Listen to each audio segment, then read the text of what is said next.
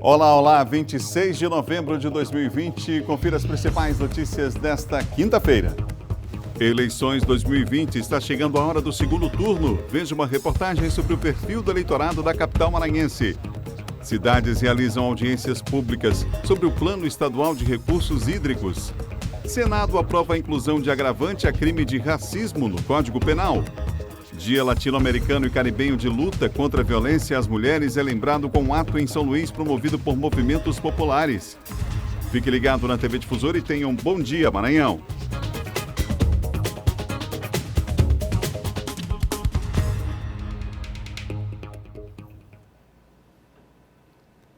Toda a nossa equipe aqui está torcendo para que você tenha um grande dia, uma ótima quinta-feira. Vamos juntos até às 8 horas da manhã, quando chega o Marcão do Povo e o primeiro impacto. Muita informação para você no Bom Dia dessa sexta, véspera da eleição, no segundo turno, em mais de 50 cidades no Brasil. Não vai ser diferente aqui em São Luís, na capital maranhense. Com cobertura do Sistema Difusora de Comunicação, 8 da manhã, programa no rádio, a partir de 5 da tarde, cobertura da apuração nas nossas redes sociais e no rádio também, na FM, na Difusora FM. Tudo sobre as eleições no segundo turno você confere aqui no Sistema Difusora de Comunicação, tá bom?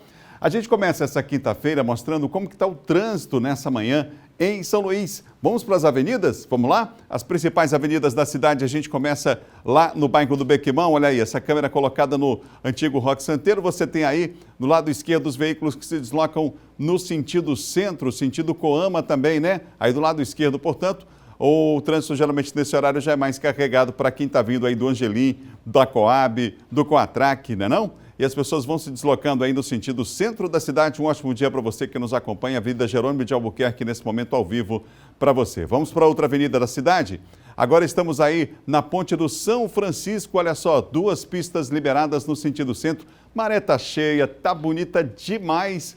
O sol já está brilhando à direita, a pista que desce no sentido São Francisco. Não há registro de acidentes e nem de lentidão no trânsito nesse momento. Essa é a informação que a nossa produção acaba de checar junto à SMTT, a Secretaria Municipal de Trânsito e Transportes. Vamos para outra ponte importante. Essa ponte é a Bandeira Tribuzzi. É a Avenida Carlos Cunha, nesse momento na Ilha de São Luís. Você com o trânsito ao vivo, prestação de serviços aqui do nosso Bom Dia. À direita é a pista que segue no sentido centro.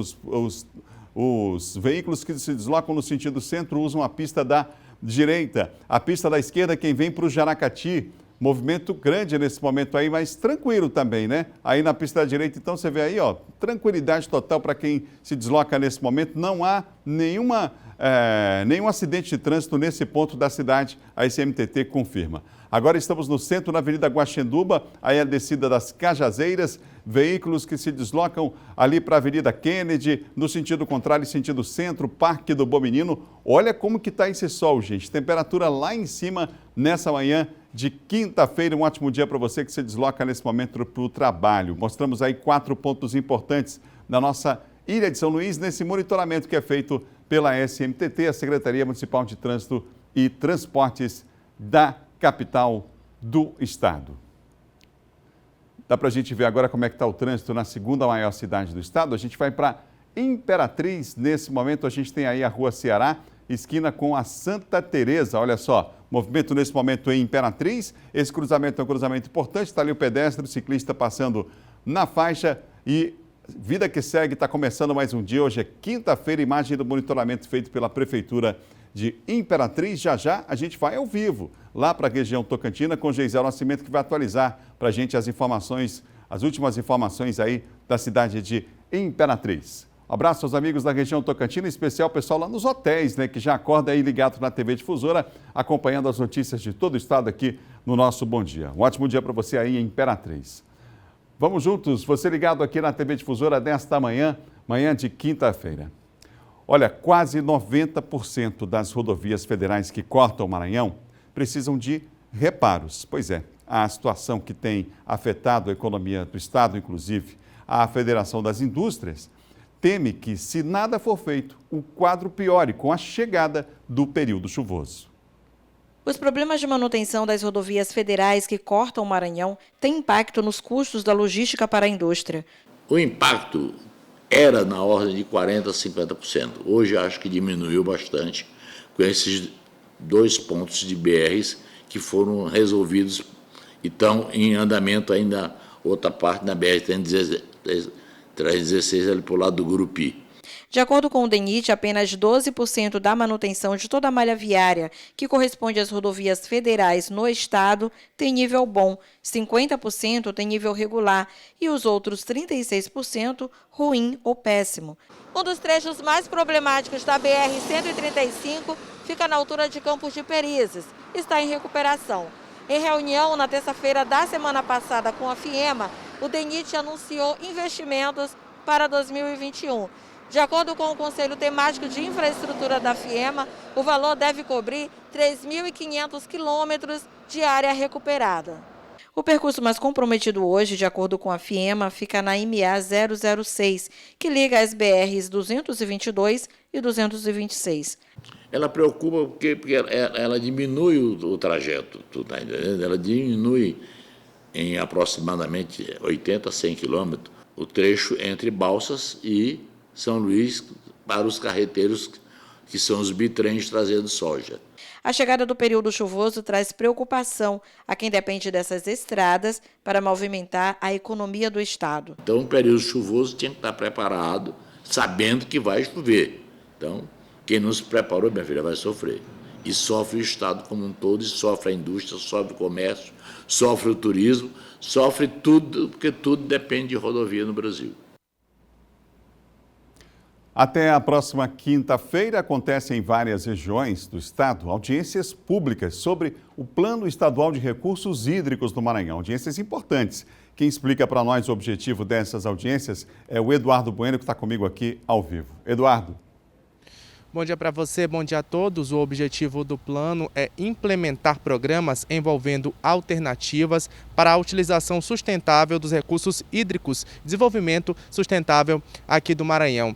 Esse plano, aliás, já está sendo realizado, essas audiências já estão sendo realizadas desde o início do mês e seguem até a próxima quinta-feira, como você já bem disse, com o objetivo, então, de ser realizada em 12 cidades aqui do Maranhão, onde estão 7 bacias hidrográficas estaduais, as bacias do Turiaçu, Maracassumé, Munim, Preguiças, Periá, Itapecuru e Mearim, além das bacias federais, que são Parnaíba, Tocantins e Gurupi, dos sistemas hidrográficos, sistemas do litoral e das ilhas. Tem uma reportagem aqui que nossa equipe lá em Imperatriz realizou, mostrando como foi a audiência para o plano estadual, de recursos hídricos que foi realizada lá na cidade de Imperatriz. Vamos acompanhar.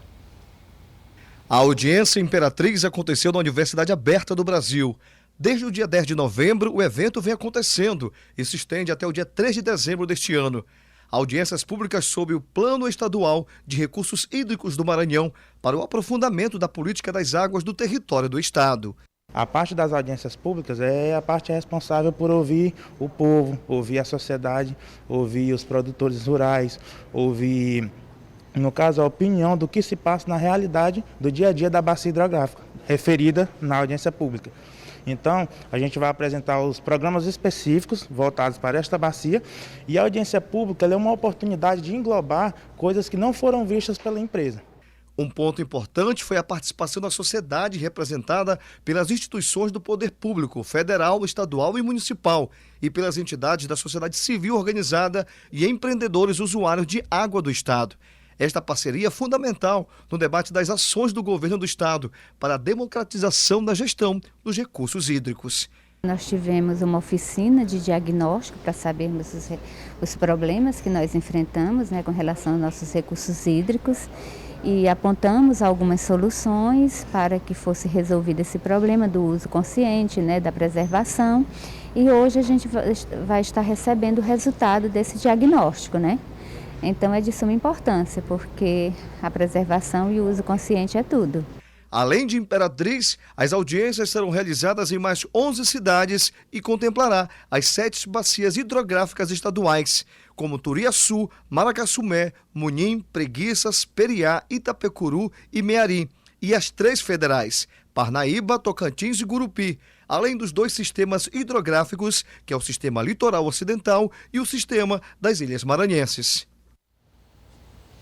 Pois é, Adalberto, e essas audiências, esse plano, pretendem, por exemplo, mostrar para a população e também para os empreendedores que é possível se produzir preservando o meio ambiente. Você tem, por exemplo, a cidade de Balsas, onde existem grandes lavouras de soja, mas que elas estão muito próximas a, por exemplo, o rio Balsas, que é o maior afluente do rio Parnaíba. Então, o objetivo de se estabelecer um plano é, por exemplo, delimitar aí locais onde essas populações, os empresários, enfim, todo mundo que depende da água vai poder realizar suas atividades sem poluir o meio ambiente. Hoje tem mais uma audiência, começa daqui a pouquinho, às 8h30 da manhã, no auditório da Prefeitura de Itinga. Então, hoje está sendo realizado no município de Itinga do Maranhão e as audiências, como a gente já bem disse, seguem até a próxima semana. É importante também a população participar dessas discussões. A população maranhense está sendo representada também pela sociedade civil organizada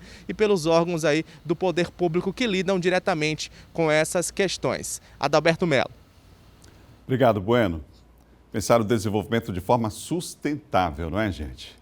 Vamos lá, você ligado no Bom Dia, vai lá nas nossas redes sociais, diz pra gente qual bairro que você acompanha a nossa programação, qual a cidade que você está acompanhando o nosso Bom Dia e daqui a pouquinho a gente faz um registro aqui na TV Difusora, tá bom?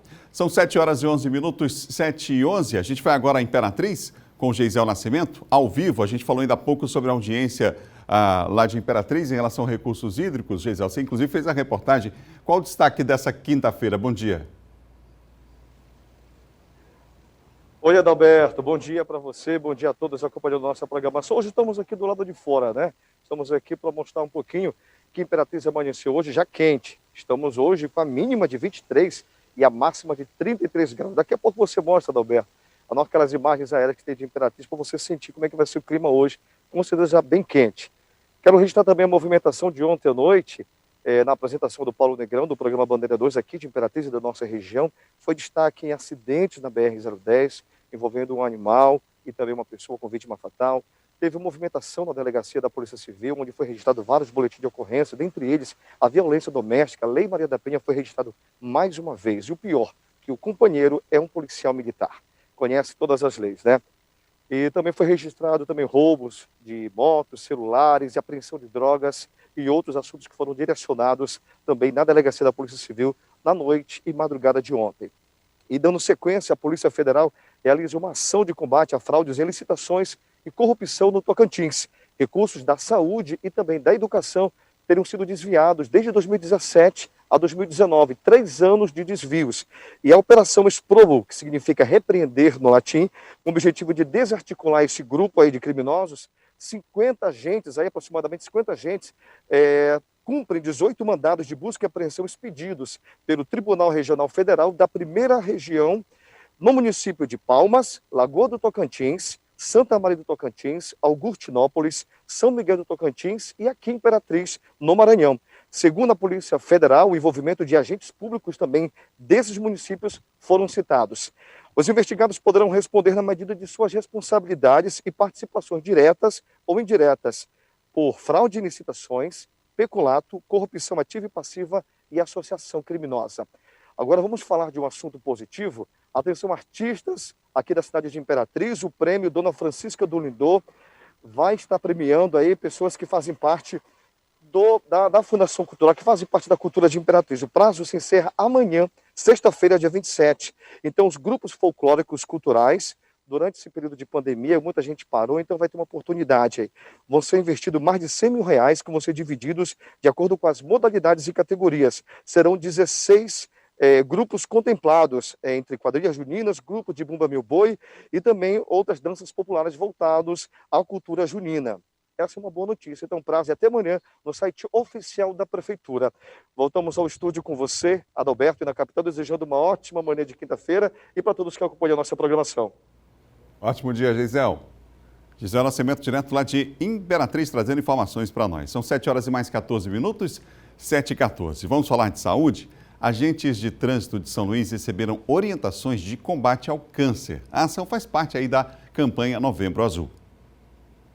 A blitz educativa ocorreu em frente ao prédio da Secretaria Municipal de Trânsito e Transportes, em uma das vias mais movimentadas de São Luís, a Avenida Daniel de Latouche, na altura do bairro do Ipaz. Na ação, os agentes da SMTT distribuíram panfletos educativos aos motoristas e motociclistas que passavam pelo local. Nos folhetos, um alerta para a campanha tão importante que é o Novembro Azul, de prevenção a tipos de câncer que acometem os homens, como próstata e pênis. Em relação à próstata, o recomendado é que o homem faça o exame anualmente, a partir dos 40 anos de idade. Em caso de histórico familiar, os cuidados devem começar até mesmo antes dessa faixa etária. Em relação ao câncer de pênis, a principal recomendação para se prevenir das doenças é lavar bem o pênis com água e sabão. O homem precisa cuidar da sua saúde. Historicamente, o homem sempre se preocupou em prover a família, proteger a família, mas cuidar da saúde é essencial. A campanha teve o apoio da Secretaria de Transportes, Segurança no Trânsito e para a Saúde dos Homens, já que a campanha agrega esse sentimento compartilhado de consciência. Muito importante essa campanha, a Secretaria envolvida com os agentes de trânsito nessa ação social, é uma categoria muito grande, muito expressiva e que consegue chamar a atenção do público para que se previna e faça os exames necessários nesse momento. A gente continua falando de saúde, agora vamos mostrar aqui na tela para você os últimos números da Covid-19 no Maranhão. É o boletim da Secretaria de Estado da Saúde, portanto, números oficiais, casos confirmados 192.129 desde a chegada da pandemia, que é o Maranhão. Recuperados 184.918. O número de casos ativos agora é de 2.955. O número de óbitos, 4.256. Nas últimas 24 horas, o registro feito pela Secretaria de Estado da Saúde aponta em São Luís 40 novos casos, 9 em Imperatriz e 357 nas demais regiões. Segundo o Ministério da Saúde, nas últimas 24 horas foram registrados 47.898 casos positivos e 654 mortes em todo o país, lamentavelmente. São 7 horas e mais 17 minutos, 7h17. Começam amanhã as inscrições, aliás, terminam amanhã as inscrições para o vestibular da UEMA. Em atenção, pais da UEMA, termina amanhã o prazo. Esse é um dos destaques do nosso Giro de Notícias. As inscrições para o processo seletivo de acesso à educação superior 2021, que é o vestibular da Universidade Estadual do Maranhão, podem ser realizadas até o dia 27 de novembro, sexta-feira. Os interessados devem acessar o site pais.ema.br. Preencher o requerimento de inscrição e gerar o boleto no valor de R$ 85. Estão sendo ofertadas 4.080 vagas em cursos de graduação para os campos da UEMA e 855 vagas para o UEMA Sul.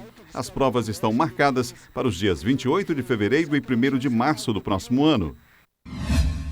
A campanha de vacinação contra a poliomielite e multivacinação da capital maranhense foi prorrogada até o dia 20 de dezembro deste ano. As ações têm como foco crianças de 1 a menores de 5 anos e, além da proteção contra a polio, a pasta oferece a aplicação de outros tipos de vacina, como BCG, pentavalente e outras como HPV e sarampo. Desde a abertura do cronograma oficial em São Luís, segunda-feira, foram imunizadas 18.699 crianças. No total, 55 postos de saúde estão abertos diariamente de 8 da manhã às 5 da tarde, com doses das vacinas. O Ministério Público do Maranhão recomendou à Prefeitura de Tutóia o cancelamento da festa de Réveillon. A medida é por causa do aumento de casos de coronavírus no município. A Prefeitura tem até 5 dias para comprovar as medidas adotadas para garantir o cancelamento da festa. Lembrando que a Prefeitura de São Luís e o Governo do Estado já suspenderam as comemorações na virada do ano. São 7 horas e 18 minutos, 7h18. No próximo bloco, o Senado aprova a inclusão de agravante a crime de racismo no Código Penal. Você vai ver também o balanço aí, a atualização das notícias da área de segurança com Silvan Alves. A gente volta já já, são 7 horas e 19 minutos. Imagens ao vivo a gente tem agora de um ponto aqui da cidade, é exatamente aí a Praça Deodoro, da região central da cidade. O dia está começando e você ligado com as notícias aqui na TV Difusora. Voltamos já.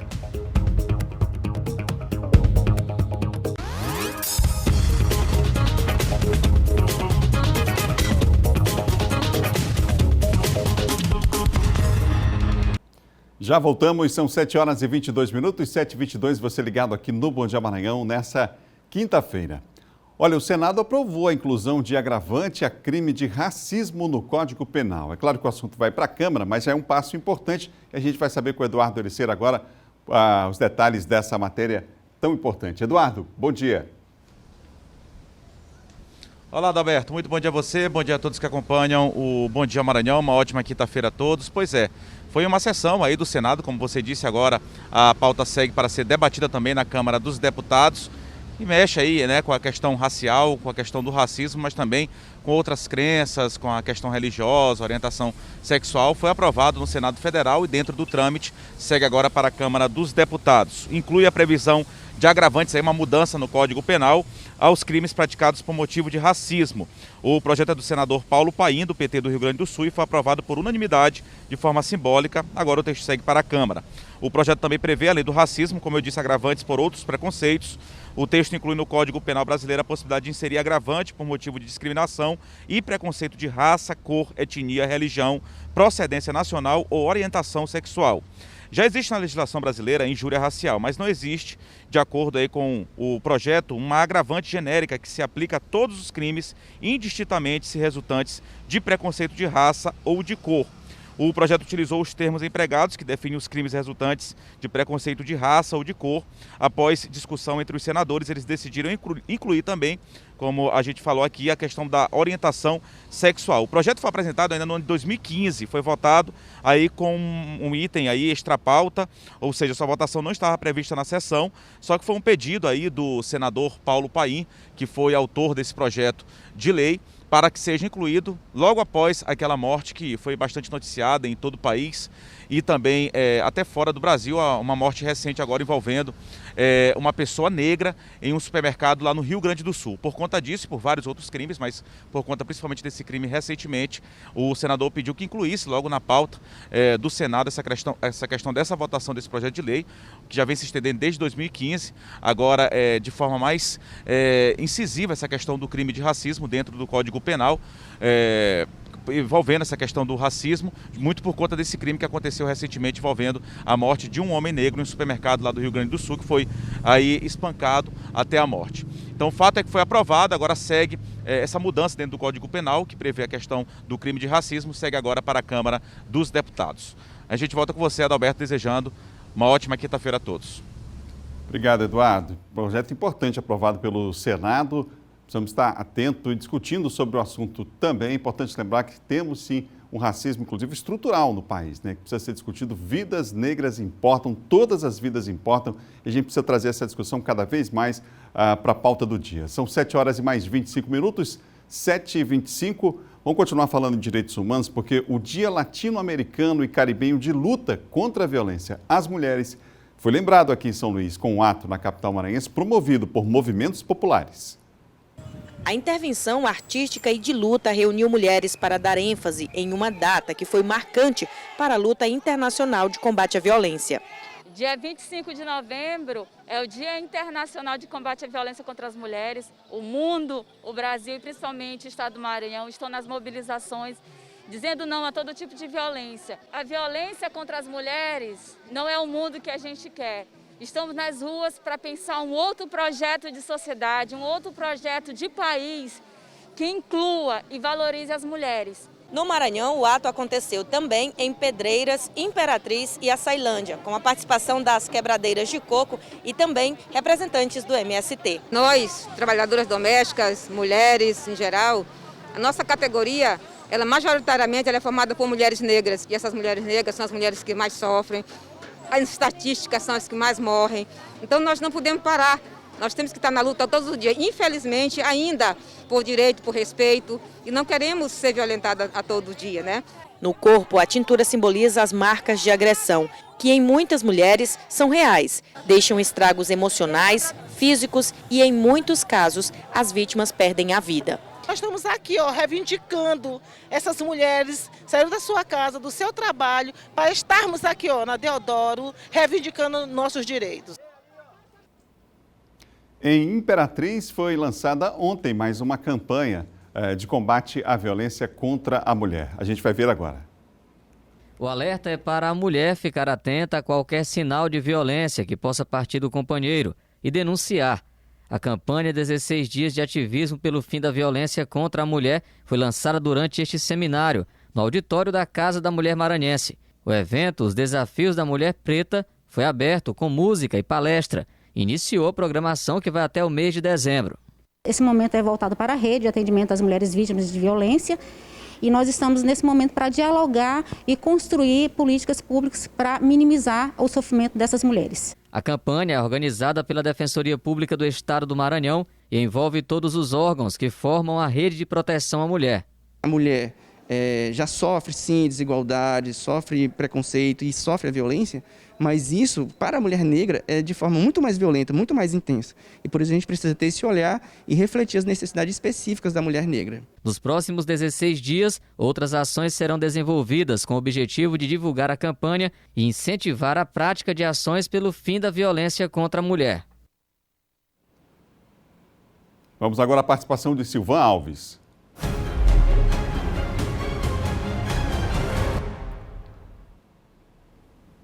Silvan, que apresenta de segunda a sexta o Bandeira 2 cedinho aqui na TV Difusora. Silvan, bom dia. Bom dia, Adalberto. Bom dia a todos. Silvan, um corpo foi encontrado na tarde de ontem em uma área de Matagal, no bairro do Vinhais, aqui na capital maranhense. Aí a polícia chegou lá e o que descobriu até agora? O que levantou sobre o assunto? Olha, Adalberto, o corpo é do Pablo Gabriel. Ele tinha 23 anos e foi reconhecido como sendo uma das pessoas que participou daquela chegadinha bancária na tarde de segunda-feira, quando os funcionários de uma distribuidora de gás foram abordados por ele, mais dois, na porta de uma agência bancária lá na Coama, na Avenida Daniel de Latouche. Houve um tiroteio porque havia uma escolta armada levando esses funcionários para depositar esse dinheiro. E aí, nessa troca de tiros, um assaltante foi preso, o Gilvan, que é aquele que apareceu sendo escoltado pela viatura.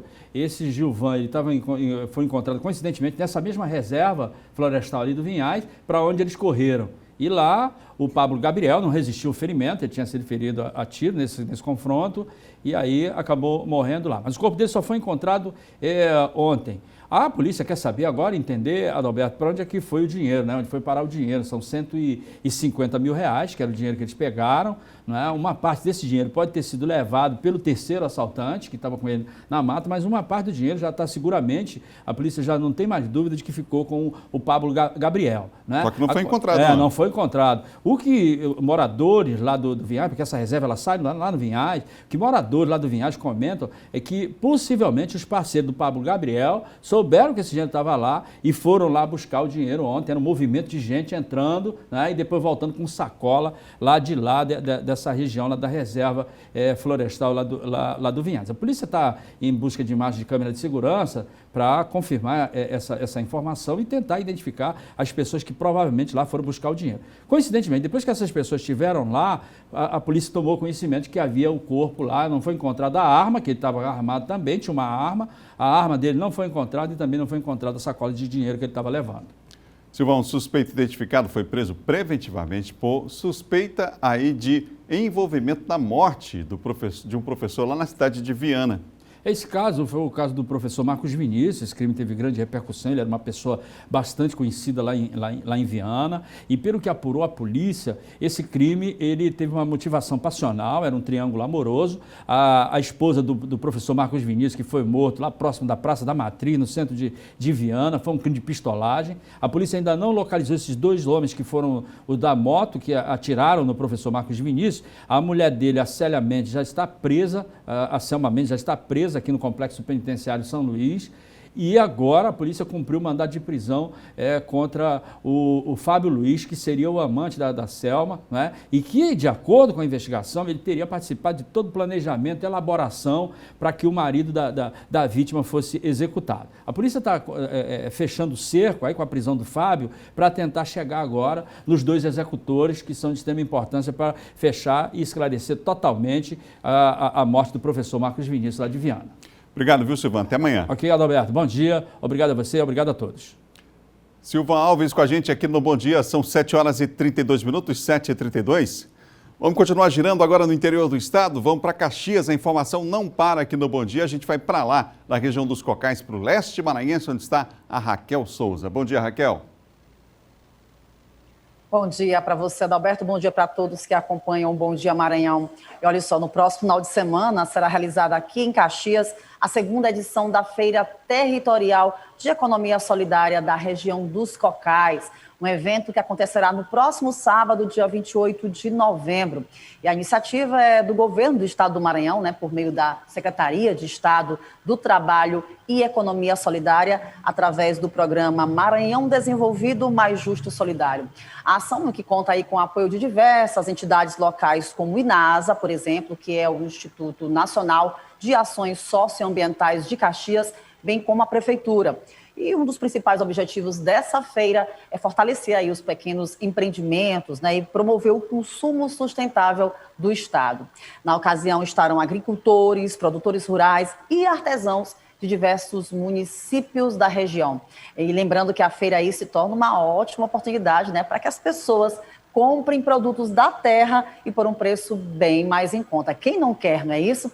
Então, lembrando que o evento acontece neste sábado, das 8 da manhã até as 5 horas da tarde, na Praça Vespasiano Ramos, no centro aqui de Caxias, mas conhecida como Praça da Igreja de São Benedito. Portanto, uma ótima oportunidade aí, da população conhecer o que é produzido aqui na região dos Cocais. Adalberto.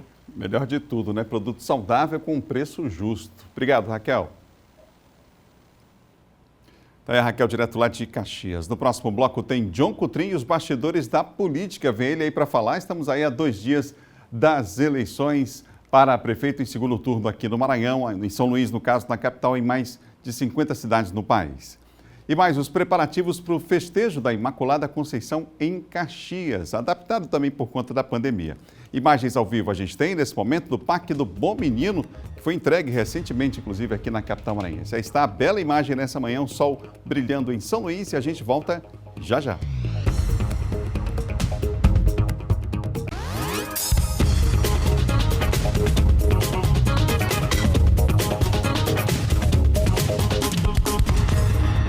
São 7 horas e 38 minutos, de volta, bom dia ao vivo aqui na TV Difusora. Mandar alô, pessoal que está registrando presença aqui nas nossas redes sociais, no Facebook. O Donato Costa está com a gente no Recanto Verde, Recanto Verde. A Joyce Reis está com a gente, Manuel Filho com a gente também lá em Brasília. A Vânia Silva está pedindo um alô para ela e para a mãe, que é lá em São Mateus, a Vânia e Dona Maria. Está assistindo, portanto, o programa lá em São Mateus. Um abraço, viu? Um beijo no coração. Você acompanhando o nosso programa em São Mateus. Um abraço. Tudo de bom para você que se liga com a gente. Professor Betinho e a Cláudia também acompanhando a gente aqui em São Luís. Professor Betinho, o maior campeão da história dos Gêmeos, rapaz. Jogos Escolares Maranhenses, é o treinador. Tem uma vida vitoriosa, grande Betinho, ligado com a gente. Dona, um abraço para o seu Sorriso, que é taxista ali do Tropical Shopping. Dona Socorro, a esposa dele, são quase 50 anos de casados. Não perdem o bom dia. Tomam um café juntos aí na cidade operária com as filhas e acompanhando a nossa programação. Um abraço. São 7 horas e 39 minutos. Vamos ver como é que vai estar o tempo hoje na segunda maior cidade do estado? Vem comigo. A gente tem imagens ao vivo de Imperatriz. Por lá hoje o céu vai estar parcialmente nublado e olha só, já tem aí nuvem de chuva no céu. Essa imagem é muito legal para a gente ter uma noção, uma ideia de como que está o tempo lá na cidade de Imperatriz, tá bom? A gente vai agora mostrar para você. Estamos em Imperatriz, a gente continua em Imperatriz, porque por lá céu parcialmente nublado, pancadas esparsas de chuva a qualquer momento.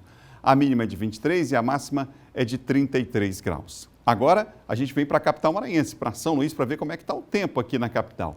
Hoje em São Luís predomina céu nublado, a parcialmente nublado, possibilidade de chuva isolada, mínima de 26, olha só, e máxima de 32 graus. Você tem imagem aí nesse momento da região central? Da capital maranhense, Parque do Bom Menino, região central. Estamos aí na região central da cidade, mostrando o tempo com a imagem ao vivo para você. O sol já deu suas caras, mas algumas nuvens ali a gente percebe de chuva, mas não tem previsão de chuva para hoje não, tá bom? Bela imagem aí do Parque do Bom Menino para você. Vamos a mais uma cidade, a gente mostra em Açailândia agora como é que está o tempo, com imagens do climaalvivo.com. Hoje em Açailândia sol com algumas nuvens, à noite algumas nuvens, mas não chove, tá bom? Não vai chover hoje, mínima de 23 e máxima de 33, pelo menos essa é a previsão.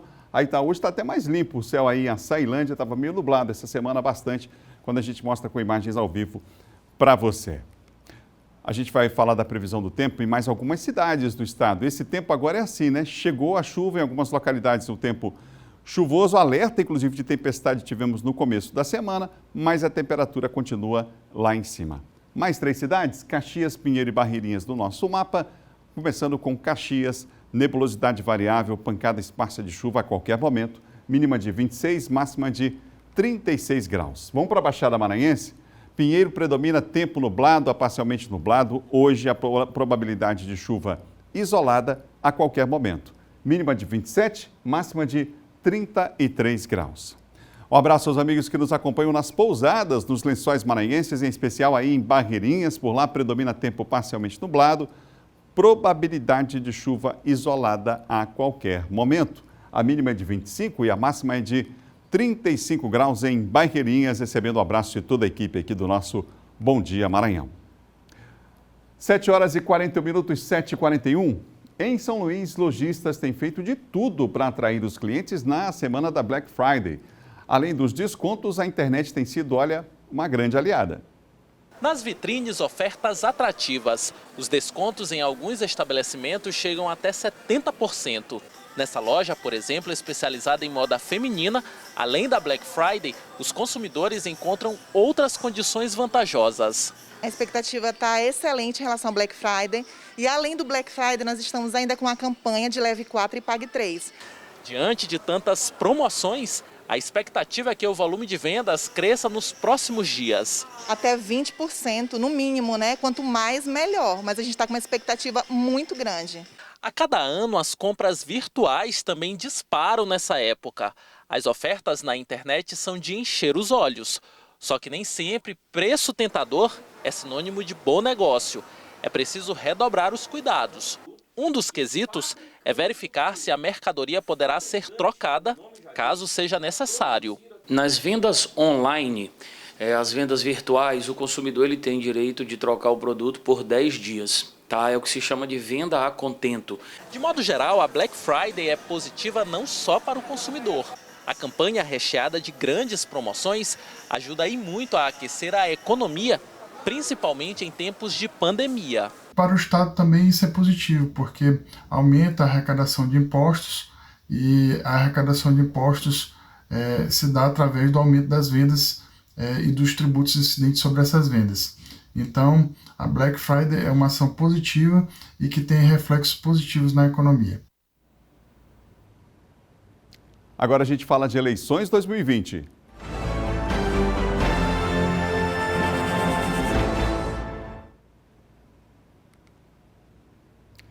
Dados do Tribunal Superior Eleitoral mostram que menos da metade dos eleitores de São Luís tem pelo menos o ensino médio completo e as mulheres continuam sendo a maioria.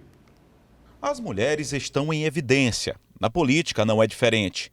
Elas são maioria também entre os eleitores. O público feminino no Brasil representa um universo de 77 milhões e 600 mil eleitoras, enquanto os homens representam pouco mais de 70 milhões de eleitores. Nos 57 municípios onde vai haver segundo turno neste ano, a quantidade de eleitoras é superior à de eleitores. Entre as capitais, por exemplo, Maceió aparece no topo da lista, com cerca de 56% do eleitorado total formado por mulheres. Isso já é um traço, já é um perfil em muitas profissões, na advocacia, na magistratura do trabalho, essa composição, essa maioria feminina. E o político tem que estar bastante, o candidato tem que estar bastante antenado com esse momento e fazer proposta também. Eu acredito também que o voto feminino é um voto também muito criterioso, de que vai ter essa análise crítica também, e não é qualquer proposta que vai seduzir esse voto feminino. Os dados são do Tribunal Superior Eleitoral.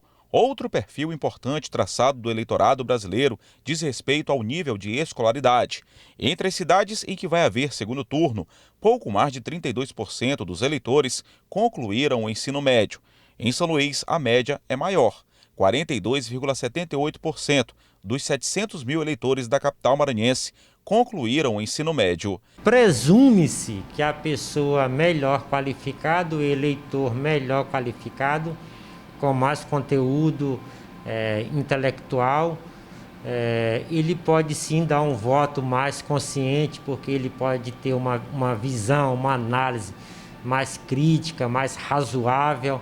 O advogado destaca que outro ponto deve ser levado em conta no quesito escolaridade. Para ele, o candidato também precisa estar preparado para conseguir se comunicar com todo o público. Aquele candidato que deseja se eleger tem o desafio de fazer com que sua mensagem seja entendida por todo o eleitorado.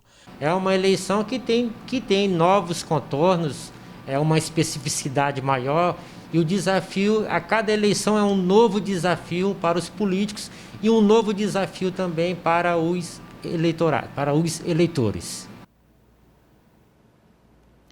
É hora de conferir a agenda dos candidatos à Prefeitura da capital para esta quinta-feira. Duarte Júnior pela manhã faz caminhada no São Francisco e Linha. Tem entrevista à emissora de rádio. Meio-dia faz carreata no Coafuma e Recanto dos Vinhais. À tarde, caminhada no João de Deus. Entrevista a uma emissora de rádio e carreata no Rio Anil, Bequimão, Maranhão Novo, Coama, Ipaz de Baixo e Caratatiba. À noite tem reunião com movimentos sociais. Eduardo Braide tem entrevista pela manhã à emissora de rádio, à tarde nova entrevista à emissora de rádio e à noite caminhada na Madre Deus. São 7h47. Lembrando que domingo é dia de eleição e cobertura do Sistema Difusora. Na Rádio Difusora FM, de 8 às 9 da manhã, um programa especial falando sobre as eleições. No rádio, no fim da tarde, de volta a apuração, tanto no rádio quanto na televisão e nas nossas redes sociais. Os flashes na TV e nas redes sociais, a apuração passo a passo, com a participação, inclusive, de especialistas, discutindo vários aspectos dessa eleição com a gente no estúdio.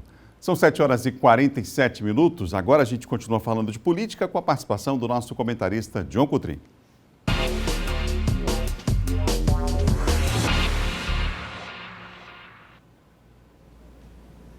Olá, John. Bom dia, boa quinta-feira para você. Bom dia, Adalberto. Bom dia a todos. Ô, John, o Braide e o Neto testaram negativo para a Covid-19, retomaram as atividades de campanha, enfim. Isso. A gente falava isso, Adalberto, ontem, né, sobre esses exames que seriam feitos, tanto por parte do candidato Eduardo Braide, que teve contato com a vice Ismênia Miranda, vice dele, que foi confirmada com a Covid-19. Por conta disso, ele fez exames e ontem ainda, Adalberto, como nós falamos, né, ele apresentou esse exame, o candidato Eduardo Braide, e ele testou negativo, não está com o coronavírus, tanto que já participou de um debate ontem e de atividade de campanha conforme a agenda que nós divulgamos ainda há pouco. Da mesma forma, o candidato Neto Evangelista, né, que também tem contato com a vice, está na campanha do Eduardo Braide, e ele também fez o exame e testou negativo, Adalberto, para a Covid-19. Portanto, os dois aí estão liberados para as atividades de campanha. Esse é o exame do Neto, o outro que passou, o exame do Eduardo Braide, não confirmaram a Covid-19 e agora sim eles podem continuar com a campanha no dia de hoje até o sábado, sem nenhum tipo de problema por parte dos dois. Ô, João, a vice do Duarte decidiu cancelar todos os compromissos de campanha? Uma coisa meio estranha, Adalberto, porque ela alegou motivos pessoais, né? Ela que recentemente, né, teve um bebê e, segundo informações extraoficiais, não são notícias da assessoria, ela teria aí suspeitado também, né, da Covid-19. Assim, se afastou para fazer exames, até porque viu talvez que a vice do candidato adversário, do Eduardo Braide, testou positivo. Acho que ela também, por precaução, fez exames para saber aí se está com a Covid-19. Alegam que ela se afastou por motivos pessoais. A campanha, ela inclusive, a candidata na chapa do Duarte Júnior, candidata a vice, e ela é também sobrinha do deputado Josimar Maranhãozinho, né, que também apoia a candidatura do Duarte Júnior. E aí até surgiram várias especulações, porque ela é muito ligada ao Josimar, se seria aí algum problema relacionado com ele na campanha do Duarte, mas eu andei conversando com algumas pessoas ontem, próximas à campanha do Duarte, eles alegam que não, que foi questão de saúde mesmo, né, o afastamento dela, da Fabiana, da vice do Duarte Júnior, questão de saúde, e também de tomar os cuidados necessários em relação à Covid, já que ela tem um bebê, né, em casa, e ela tem essa preocupação aí. Por isso ela já fica aí afastada da campanha até sábado. Ô, João, me diz uma coisa, vamos falar sobre os custos dessa campanha? Você tem números, tem dados sobre números isso? Aqui, tenho sim. Esses custos a gente divulgou no primeiro turno, Adalberto, né, dos candidatos, dos 10 candidatos, e agora são 2. E nós temos aqui quantos candidatos já gastaram até agora. O que foi declarado para a Justiça. O que já foi declarado para a Justiça Eleitoral. Você pega isso lá no site, você pode lá no site do Tribunal Superior Informação Eleitoral. pública. Informação pública, não é? É apenas para a informação da população, para ficar informado em relação a isso. Nesse segundo turno, Adalberto, nós já tivemos aqui um gasto da ordem de 3,3 milhões de reais dos dois candidatos, né? Tanto do Eduardo Braide quanto do Duarte Júnior. O Eduardo Braide declarou despesas na ordem, aliás, o Duarte Júnior, que mais gastou, né? Ele declarou despesas na ordem de 1,9 milhões de reais, né? 1,937 milhões, aí foram os gastos declarados pelo candidato Duarte Júnior do Republicanos. Por sua vez, o deputado Eduardo Braide, candidato a prefeito de São Luís, pelo Podemos, declarou gastos na ordem de 1,3 milhões de reais, mais precisamente 1,397 milhões de reais, já nesse segundo turno, né? Aliás, totalizando tudo. E aí você pode perguntar qual é o limite de gasto imposto pelo Tribunal Superior Eleitoral, né? Quantos candidatos podem gastar no segundo turno? Nós temos aqui, os candidatos podem gastar, por exemplo, no primeiro turno eles poderiam gastar até 3 milhões e meio de reais, né? Ficou longe dos candidatos alcançarem esse patamar. No segundo turno você tem um acréscimo a mais, Adalberto, de algo em torno de 1,4 milhões, ou seja, no total, como São Luís tem segundo turno, os candidatos podem gastar até 5 milhões de reais. Poderiam gastar 5 milhões de reais. Mas, como nós falamos aqui no começo, até agora o que mais gastou foi o candidato republicano Duarte Júnior, que chegou aí a cifra de 1,9 milhões de reais, bem longe, né, dos 5 milhões, juntando primeiro e segundo turno, que são o limite de gastos do TSE, e em segundo aqui, Eduardo Braide, com 1,3 milhões de reais. Então, esses são os gastos, são as despesas. Importante lembrar que também tem as receitas, né? Grande parte dos dois candidatos receberam recursos do fundo dos seus partidos, e tanto republicanos quanto Podemos foram que mais doaram para esses candidatos, e também doações próprias de pessoas que podem também fazer doações, e está tudo registrado, como nós falamos, no site do Tribunal Superior Eleitoral, TSE. Ô John, nessa campanha, a gente percebeu, principalmente aqui na capital, muitos candidatos tentando descolar o seu nome do presidente Jair Bolsonaro, Isso. seja por conta do partido que votou, apoiou, enfim, ou que esteja, por exemplo, o filho do próprio presidente, tentaram descolar. O único que tentou colar sua imagem, inclusive, foi lá para o aeroporto, receber o presidente Jair Bolsonaro, foi o Silvio Antônio, pastor Silvio Antônio. Os demais tentaram ficar meio que à distância, né? Os candidatos. Os candidatos. Saiu uma pesquisa sobre a popularidade do presidente da República. A pesquisa explica um pouco isso? Explica sim. Lembrando que o Silvio Antônio obteve 3% dos votos, né? O candidato do Bolsonaro aqui oficial, o candidato oficial do Bolsonaro aqui na eleição de São Luís foi o Silvio Antônio, obteve 3% dos votos. E aí, Adalberto, por que essa questão dos candidatos do Bolsonaro não terem sido bem-sucedidos nas eleições? Tanto do primeiro turno e agora do segundo turno também encontram várias dificuldades. Porque a pesquisa mostra que é uma avaliação muito ruim, né, do presidente Bolsonaro nas capitais. Nós temos aqui os dados, por exemplo, taxas de ruim ou péssimo. Ruim ou péssimo, que lidera nas capitais, né, Salvador, 66% da população de Salvador acha a gestão do presidente Jair Bolsonaro, né, ruim ou péssimo. Aí você não vai acreditar quem está em segundo lugar, qual a capital em segundo lugar, São Luís, né? Por isso aquela indagação do começo. Para 57% da população, né, população ludovicense de São Luís, 57%, a gestão do presidente é ruim ou péssima. Portanto, São Luís é a segunda capital do país onde o presidente Jair Bolsonaro tem a pior avaliação. Isso agora, Adalberto, já entre outubro e novembro, né? Essa avaliação feita aí... Recente, né? Recente. Por isso, essa questão dos candidatos fugirem dessa pecha de ser um candidato do Bolsonaro, e isso se mostra através das pesquisas, inclusive em São Luís, a segunda capital onde ele é onde ele é pior avaliado é São Luís, segundo as pesquisas, Adalberto, segundo as pesquisas mostram em relação ao governo do presidente Jair Bolsonaro. Obrigado, John. Até amanhã. Até amanhã, Adalberto. John Coutrinho, nosso colunista de política aqui do Bom Dia. Você ligado com a gente nessa manhã de quinta-feira, acompanhando as principais notícias dessa manhã. A gente tem uma série de entrevistas aí no Bom Dia com prefeitos eleitos e a gente vai dar continuidade amanhã a essas entrevistas aqui no Bom Dia. A gente pede que você fique ligado para acompanhar essas entrevistas, saber dos planos desses prefeitos, afinal de contas, vão gerir o município nos próximos 4 anos. A gente continua a partir de amanhã essa série de entrevistas aqui no estúdio do Bom Dia. Começa no domingo um tradicional festejo da comunidade católica na região dos Cocais. Esse ano a festa para a Imaculada Conceição também teve que passar por adaptações exatamente por conta da pandemia. Já está tudo pronto para o tradicional festejo da Imaculada Conceição, realizado anualmente pela paróquia de Nossa Senhora da Conceição e São José. Este ano, devido à pandemia do novo coronavírus, a programação será realizada do lado de fora da igreja. Toda noite, né? A partir das 18h30, nós temos o terço, né? E logo após a missa. Esse ano será campal, porque dentro da igreja está restrito devido ao protocolo, né? A programação começa em 29 de novembro e segue até o dia 8 de dezembro. Dia da Padroeira de Caxias. Neste último dia do festejo, ao invés da tradicional procissão, será realizada uma carreata pelas ruas da cidade. 2 momentos, né? No último dia, nós vamos sair 11 horas com a imagem da Nossa Senhora da Conceição, a carreata com a bênção dos carros, para a Igreja Santa Terezinha, no Itapecuruzina. E às 4 da tarde vamos buscar também outra carreata trazendo a imagem para o encerramento do festejo. Então todo mundo protegido com sua máscara, dentro do seu carro, e eu vou benzer os carros. Então o diferencial é que não será procissão, mas carreata. Você quer participar dessa carreata? Pode vir. Devido à proliferação da Covid-19, as pessoas que fazem parte do grupo de risco poderão assistir o evento de casa, que será transmitido pela internet nos canais da Igreja Matriz, Facebook, YouTube e Instagram. O pessoal continua acompanhando a gente aqui pelas redes sociais. No Facebook, a Iolene Ribeiro está, sabe aonde? Em Angra dos Reis, no Rio de Janeiro. Bela cidade aí, carioca. A Iolene está acompanhando a gente lá no Rio de Janeiro. Obrigado, Iolene, pela audiência aqui do Bom Dia, viu?